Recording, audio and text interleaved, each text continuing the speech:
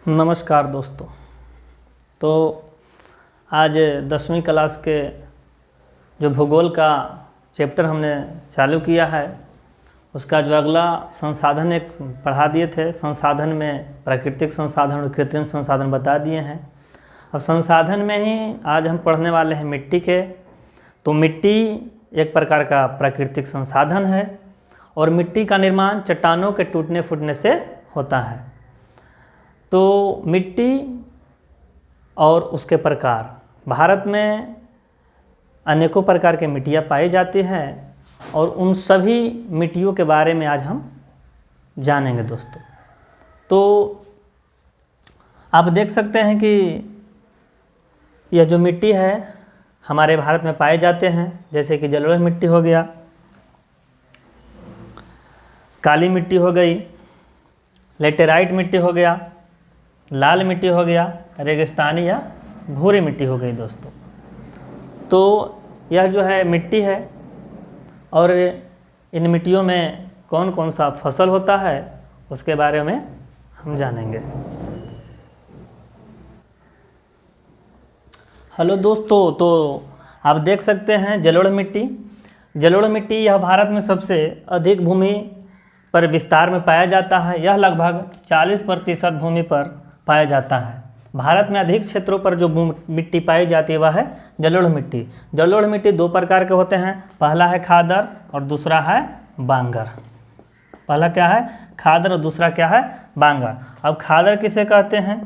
पहला जैसे मान लिया जाए कि खादर है, तो खादर क्या है ना, नए जलोढ़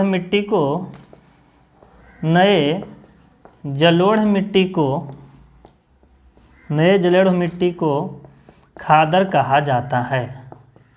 क्या कहा जाता है?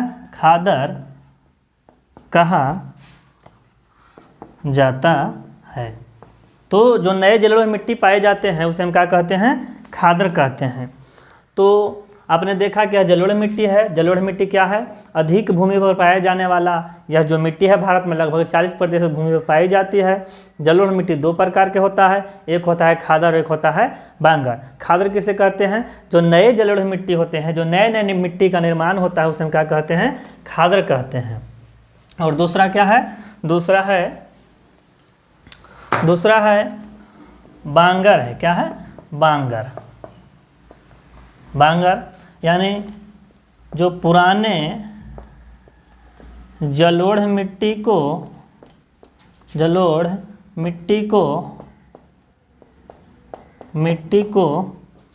बांगर कहते हैं। क्या कहते हैं?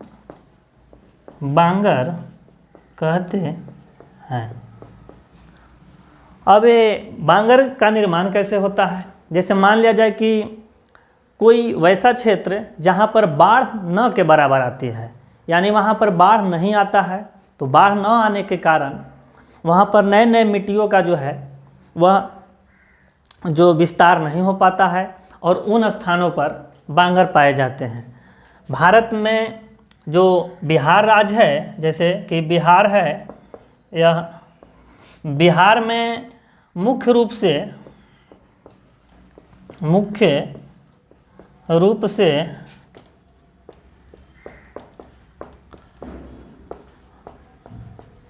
जलोढ़ मिट्टी पाई जाती है। क्या पाई जाती है? जलोढ़ मिट्टी पाई जाती है।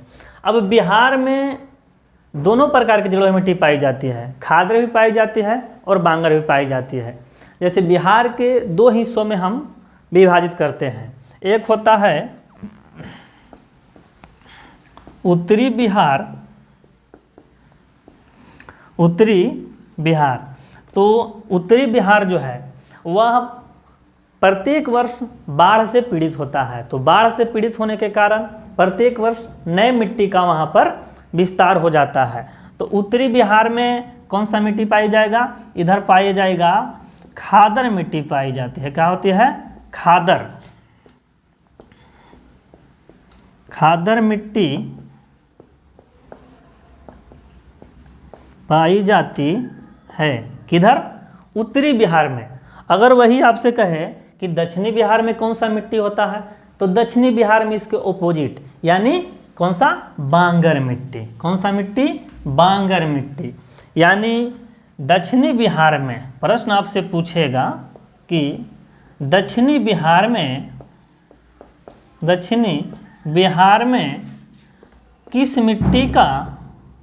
किस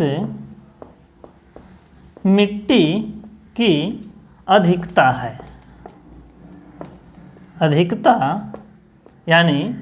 अधिकता यानी विस्तार है। कौन सा मिट्टी हो जाएगा, तो यहाँ पर हो जाएगा बांगर। क्या हो जाएगा, बांगर हो जाएगा। बांगर यानी पुराने जलोढ़ मिट्टी। क्या यानी पुराने जलोढ़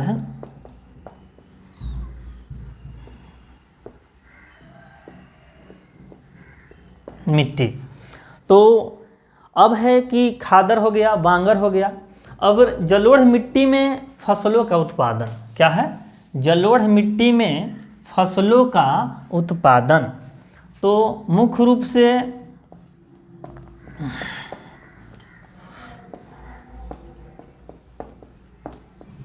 जलोढ़ मिट्टी में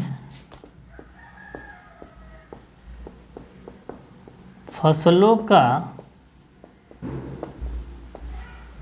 उत्पादन, यानी आपसे कहेगा कि जलोढ़ मिट्टी में कौन कौन से फसल का उत्पादन होता है। तो चावल हो गया, गेहूं हो गया,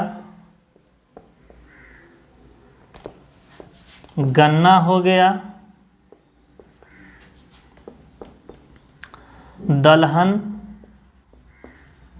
दलहन फसलें,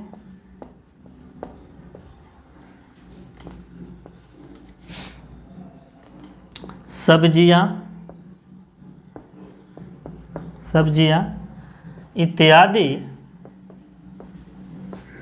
फसलों का